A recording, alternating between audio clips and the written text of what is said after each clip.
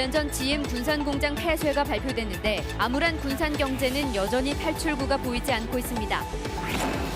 경찰이 경찰청 간부가 전북대 총장 선거에 개입했다는 의혹과 관련해 압수수색에 나서 수사 속도가 빨라질지 주목됩니다. 남원 홍풀마을 주변 야산이 파헤쳐지고 오물이 섞인 흙까지 몰래 묻히면서 주민들이 반발하고 있습니다.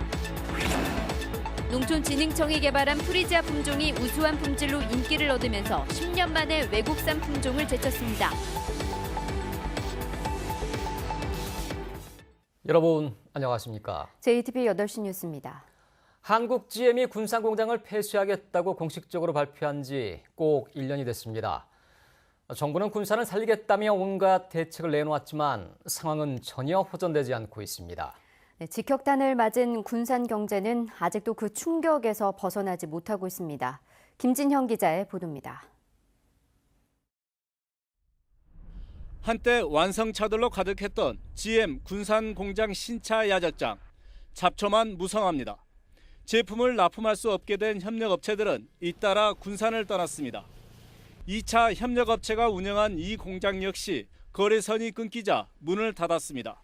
6, 7월 정도까지는 저쪽에서도 조립을 했었어요. 근데 이제 여름이 딱 되면서 아예 아이템을 철수를 했죠. GM 군산 공장이 문을 닫은 뒤로 120여 개 협력업체 가운데 24곳이 문을 닫거나 휴업한 것으로 파악되고 있습니다. 근근히 버텨온 협력업체들도 한계 상황에 직면했습니다. 올해는 4월이 이제 더 걸려 있죠. 이제 문을 닫느냐 아니면 살아남아서 뭔가를 할 거냐 이런 문제가 될 걸로 보여져요. 일자리를 잃은 2천여 명의 근로자들은 재취업 교육을 받았지만 그뿐이었습니다. 실업급여 수급 기간마저 이번 달로 끝나 생계가 막막한 상태입니다. 일용직이라도 또 몸으로 하는 일이라도 하고 기다리고 좀 더 찾아보고 그런 적이더라고요. GM 군산 공장 인근의 원룸촌입니다. 어디를 보나 빈 가게가 즐비합니다. 지역 상권을 살리기 위해 700억 원의 지역 상품권이 발행됐지만 상인들 사정은 나아지지 않고 있습니다. 이런 거 수지 않는다고 봐야죠. 사람이 있어야지 사람이 더 빠져나가. 원룸에 살던 근로자들은 계속 떠났지만 들어오는 세입자는 거의 없습니다. 동네가 원룸 600개가 넘어요.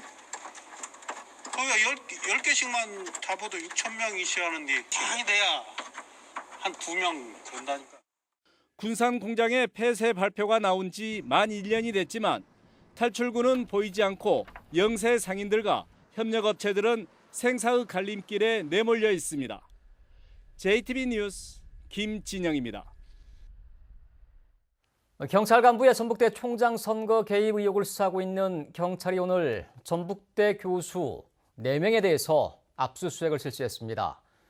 이메일에 이어서 사무실 압수수색까지 그동안 답보 상태에 머물러 있던 수사가 속도를 낼 수 있을지 주목되고 있습니다. 오정현 기자가 보도합니다. 경찰이 전북대 교수들을 전격 압수수색했습니다. 총장 선거 개입 의혹 중심에선 경찰청 김모 경감과 연결된 것으로 의심을 산 교수 4명입니다. 경찰이 압수수색한 교수는 지난달에 이어 모두 5명으로 늘었습니다.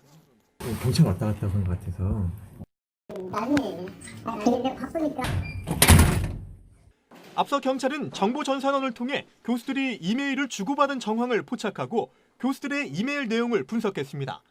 하지만 김 경감과 해당 교수들의 관련성을 뒷받침할 만한 내용은 나오지 않은 것으로 확인됐습니다. 특별한 거 없어요. 새로운 것이 불거지고 하다 보니까 이에 대해서 압수수색이 필요하다 해서. 수사 대상에 오른 교수들은 최근 경찰 소환 조사에서 선거 개입 의도는 없었다고 진술한 것으로 알려졌습니다. 경찰은 압수한 증거물을 통해 김 경감과 교수들이 선거 개입을 위해 확인되지 않은 내용의 메시지를 전파했는지 따져볼 계획입니다. 또 증거물 분석을 마치는 대로 관련자들을 불러 추가 조사를 벌일 방침입니다. JTBC 뉴스 오정현입니다. 소설 혼불의 배경인 남원의 혼불 마을이 요즘 몸살을 앓고 있습니다. 산자락이 파헤쳐지고 폐기물이 섞인 것으로 의심되는 흙이 대량으로 반입됐습니다. 인근의 청호 저수지에는 이 오염된 물이 흘러 들어가고 있습니다. 정원희 기자입니다. 남원 혼불마을 인근의 한 야산입니다. 대하소설 혼불을 쓴 최명희 작가의 집안인 상령 최 씨의 종중 땅입니다. 수백 년 된 소나무들이 뽑혀나가고 산자락이 파헤쳐졌습니다. 묘가 훼손됐다는 주장까지 나오고 있습니다. 할아버지 산소를 갔다 가서 파 없이 해버렸는데 그 손잡아하면 어쩌서 내가 또 종손이라 7대 종손이라 내가 간단한 자손도 아니여 7대 종손인데. 인근 논밭에는 폐기물이 섞인 것으로 의심되는 흙들이 한가득 쌓이면서 악취가 코를 찌릅니다. 야산을 훼손한 인근 주민이 울산에서 반입해 분뇨까지 함께 뒤섞은 건데 주민들이 현장을 적발해 남원시에 신고했습니다. 남원시는 폐수 온이가 포함된 흙들이 반입된 것으로 보고 시료를 채취해 농업기술연구원에 분석을 맡겼습니다. 50대 50으로 섞어서 재활용을 한다고 하는데 그것은 사업체, 폐기물 처리 업체에서 하는 일이지 자기가 하는 일은 아닐 겁니다. 그래서 그 검사 결과에 따라서 더 큰 문제는 인근에 있는 저수지입니다. 100년 전 최명희 가문에서 만들어 영구 보존하기로 한 저수지에 벌써 오염된 물이 흘러들고 있기 때문입니다. 60, 70 농가가 벼농사를 짓고 있는데 이 물로 지금 벼농사를 수확을 해서 쌀을 섭취할 수 있는 여건이 될지 안 될지는 잘 모르겠습니다. 지금 상황이. 문제가 된 주민은 야산을 훼손한 것은 포클레인 기사의 자의적인 행동이었을 뿐 본인과는 관계가 없고 무덤 역시 그대로 남아있다고 주장했습니다. 또 외부에서 들여온 흙이 문제가 돼 저수지 등이 오염된다면 모든 책임을 지겠다고 밝혔습니다. 그것이 만일에 잘못된 거라면 청구 조치가 오염되면 안 돼요. 오염되면 안 돼. 내가 어떤 사항이든지 막말로 저를 팔아서도 내가 그 오상복귀할 거예요. 남원시는 청호 저수지의 물을 채취해 오염 여부를 확인하고 산림 훼손 행위가 드러나면 고발할 계획입니다. JTB 뉴스 정원익입니다. 새만금 재생에너지 사업의 지역 상생 방안을 논의하기 위한 민관협의회가 구성됐습니다. 주민과 지역업체가 어떤 방식으로 참여하고 환경훼손은 어떻게 막을지 하나같이 민감한 내용을 다루게 됩니다. 송창용 기자가 보도합니다. 지난해 10월에 발표된 새만금 재생에너지 사업. 새만금에 10조 원을 투자해 4기가와트의 태양광과 풍력 단지를 만드는 사업입니다. 새만금 재생에너지 사업의 지역 상생 방안을 논의하기 위한 기구인 민관협의회가 구성됐습니다. 새만금 개발청과 전라북도, 그리고 지역과 환경, 어민 대표 등 모두 18명이 참여합니다. 이 사업이 내부 개발이나 국가 발전에 기여를 해야 되지만 그 과정이나 결과가 이 지역민과 뗄래야 뗄 수 없는 상황이고. 민관협의회는 새만금 재생에너지 사업에 주민이 어떤 형태로 얼마만큼 참여할지, 지역업체는 어느 비율로 참여할지를 집중적으로 논의하게 됩니다. 공사 과정에서 발생할 수 있는 어민 피해와 환경 훼손을 어떻게 최소화할지도 논의 대상입니다. 어느 것 하나 쉽지 않은 민감한 문제입니다. 처음엔 좀 지리하고 좀 힘드실 수 있지만 그 과정을 좀 함께 같이 잘 넘겨서 전라북도만이 아니라 국가에도 최대 이익이 될 수 있는 방안인 새만금 재생에너지 사업 민관협의회는 한 달에 한 번 이상 회의를 갖고 이견을 좁히고 지역 상생 방안을 마련할 계획입니다. JTB 뉴스 송창용입니다. 전라북도의회가 최근 잇따르고 있는 폐기물 등 환경 문제에 대한 전라북도의 책임을 추궁했습니다. 전라북도의회 환경복지위원회는 환경녹지국 업무 보고에서 군산에 유입된 지정 폐기물을 신속하게 내보내야 한다면서 도의 대책이 무엇이냐고 질타했습니다. 환경복지위원회는 또한 임실군 토양오염 정화업체 문제와 전북 악취 대응 문제 등 환경 관련 현안에 대한 해결을 주문했습니다. 국가균형발전위원회가 개최한 세미나에서 광역시가 없는 지역의 낙후를 막기 위해서 전주시를 특례시로 지정해야 된다는 주장이 나왔습니다. 오늘 전주에서 열린 포용국가를 위한 지역균형발전과 특례시 세미나에서 김승수 전주시장은 광역시가 없는 전북은 지난 50년 동안 차별받아왔다며 전북의 중추도시인 전주시를 특례시로 지정해 지역의 성장 거점으로 육성해야 된다고 주장했습니다. 오늘 세미나에서는 전주시를 문화로 특화된 특례시로 지정해야 된다는 의견이 제시되기도 했습니다. 요즘 같은 졸업 입학철에 가장 많이 팔리는 꽃 가운데 하나가 바로 프리지아입니다. 10여 년 전만 해도 전량 수입 품종에 의존했는데 최근엔 국산 품종 보급률이 60%를 넘었습니다. 하원호 기자입니다. 진노란 꽃잎을 가진 프리지아가 상큼한 향기를 뿜어냅니다. 농촌진흥청이 육성한 골드리치 품종입니다. 꽃색이 선명하고 많이 피는 게 특징인데 재배 기간이 짧고 낮은 온도에서도 잘 자랍니다.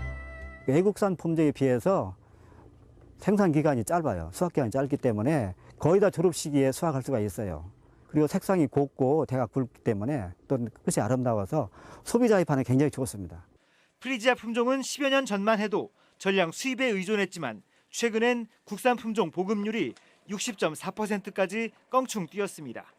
종구가 태화가 일어나기 때문에 3, 4년에 한 번씩은 새로운 종구를 수입을 해서 써야 되기 때문에 국산 품종을 안정적으로 보급하는 것은 매우 중요합니다. 시장 가격도 네덜란드산 이본느보다 20%가량 높습니다. 하지만 프리지아를 제외한 다른 화훼류의 국산 품종 보급률은 여전히 높지 않습니다. 국내 화훼 시장에서 가장 많은 비중을 차지하는 장미와 국화의 국산 품종 보급률은 30% 수준에 그치고 있습니다. 국화나 장미 같은 품종이 다양하고 그리고 계속 소비가 변하는 이러한 품목들은 한 40%에서 50% 이 정도 높이는 것을 목표로 하고 있고 그 이외에는 저희들도 이제 해외 시장을 개척을 해서 농촌진흥청은 화훼 농가의 로열티 부담을 덜기 위해 국산 품종 보급을 더 확대할 계획입니다. JTB 뉴스 하원호입니다. 전북의 실업률이 2년 만에 최고치를 기록했습니다. 통계청에 따르면 지난달 전북의 실업률은 3.8%로 지난해 같은 달에 비해 1.6%포인트 상승했습니다. 이 같은 실업률은 2017년 1월 4.6% 이후 2년 만에 가장 높은 것입니다. 통계청은 농업과 건설업을 제외한 대부분의 산업이 침체돼 실업률이 높아진 것으로 분석했습니다. 전라북도가 부안 격포항 확장을 추진합니다. 전라북도는 해경 경비정이 정박하지 못할 정도로 비좁은 격포항을 넓혀 함정과 레저용 선박, 여객선 등이 동시 접안하는 어업 레저 단지로 만들기로 했습니다. 전라북도는 오는 2023년 완공을 목표로 올해 해수부의 개발 계획 수립을 요청하기로 했습니다. 올해 미세먼지 측정소 6곳이 추가로 설치됩니다. 전라북도는 전주와 완주에 1곳씩, 익산과 군산에 2곳씩 등 모두 6곳에 미세먼지 측정소를 새로 설치한다고 밝혔습니다. 또한 정부는 미세먼지와 황사 등 대기오염 물질 집중 측정소 1곳을 전북에 만들 예정입니다. 참여자치 전북시민연대는 완주군 의회가 추진하고 있는 의정활동비 21.15% 인상안은 부결돼야 마땅하다고 주장했습니다.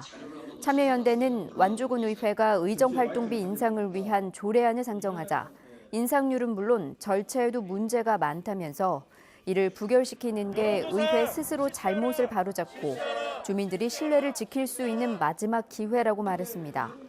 또 이 같은 호소에도 의결을 강행하면 개정된 조례 효력 정지 가처분 신청을 내고 지방의회 의정비 결정에 대한 법률 개정 활동에 나서겠다고 경고했습니다.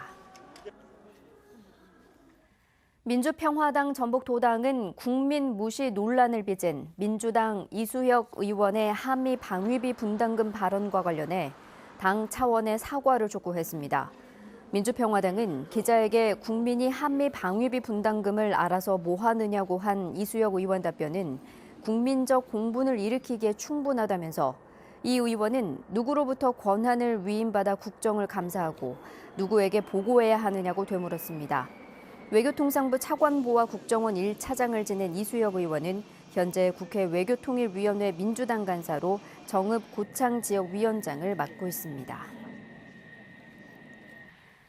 최근 일부 특수목적 사립고등학교에서 교직원 임금 삭감이나 체불이 잇따라 전교조가 대책을 촉구하고 나섰습니다. 전교조 전북지부는 한 특수목적 고등학교가 교직원 임금을 체불하고 일부 학교들은 이사회 의결로 정관을 개정해 임금 삭감의 근거를 만들고 있다고 비판했습니다. 전교조는 학교 재정의 대부분을 수업료에 의존하는 특목고가 정원이 미달되자 교사 임금 삭감에 나서고 있다며 전북교육청이 위법 행위를 엄정하게 조사하고 관리 감독할 것을 촉구했습니다.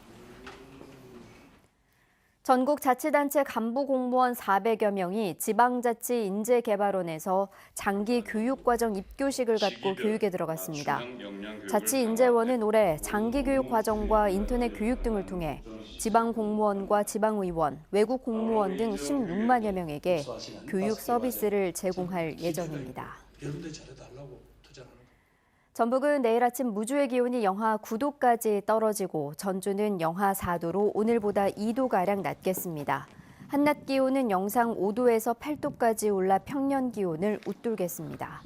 전주, 완주, 진안, 임실 등 8개 시군에는 사흘째 건조주의보가 이어지고 있습니다. 미세먼지 농도는 보통 수준이 예상됩니다. 전주기상지청은 당분간 낮과 밤의 기온차가 큰 가운데 건조한 날이 이어질 것으로 전망했습니다.